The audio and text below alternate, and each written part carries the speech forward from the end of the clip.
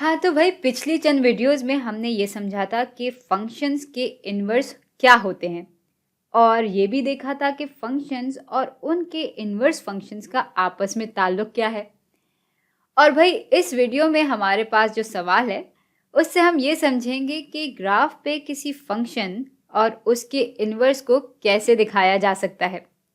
तो भाई फिर अपने सवाल की तरफ बढ़ते हैं। और सवाल ये है कि हरी लकीर फंक्शन एच ऑफ एक्स को दिखा रही है और इसी ग्राफ पे एच इनवर्स एक्स को दिखाएं। भाई अब इस सवाल को हल करने के बहुत से तरीके हो सकते हैं, पर भाई जो सबसे आसान तरीका मुझे लगता है वो ये है कि देख लें कि H of x her input के बदले आउटपुट क्या देता है। यानी यहाँ जैसे जब एच ऑफ एक्स में इनपुट हम -8 डाल रहे हैं तो आउटपुट हमारे पास आ रहा है 1। भाई अब चूंकि किसी भी फंक्शन का इन्वर्स उसका उलट होता है, तो भाई अगर हमें फंक्शन -8 से 1 तक पहुंचा रहा है तो उसका इन्वर्स हमें वापस 1 से -8 पे पहुंचाएगा। तो हम ये नुक्ता यहाँ बना लेंगे। अच्छा, अब ज़रा लकीर का आखिरी नुक्ता देख लेते हैं। तो भाई यहाँ जो इनपुट फंक्शन ले रहा है वो है 3 और उसका आउटपुट आ रहा है -4। तो फंक्शन दरअसल हमें 3 से -4 तक पहुँचा रहा है।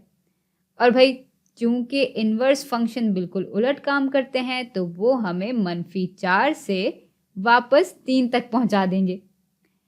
तो इस वजह से हमारा इनपुट हो जाएगा -4 और उसका आउटपुट हो जाएगा 3। तो नुक्ता कुछ यहाँ बनेगा। और अब जब मैं शुरू और आखिर के नुक्तों को जोड़ दूंगी तो मेरे पास एच इनवर्स एक्स की लकीर बन जाएगी। अच्छा, एक और तरीका भी है एच इनवर्स एक्स को ग्राफ पे दिखाने का, और वो ये है कि आप y = x की एक लकीर बनाएं जिसको हम आईने की तरह इस्तेमाल करेंगे और फिर फंक्शन के इन्वर्स को इस फंक्शन की लकीर की परछाई की तरह बनाते जाएं। और भाई ये हम सिर्फ इसलिए कर रहे हैं क्योंकि अगर गौर से देखें तो हम इन्वर्स फंक्शन में यहाँ की जो y और x की आदाद हैं उनको सिर्फ उलट रहे हैं। यानी फंक्शन का जो y है वो इन्वर्स का x बन जाता है और इसी तरह फंक्शन का जो x है वो इन्वर्स का y बन जाता है।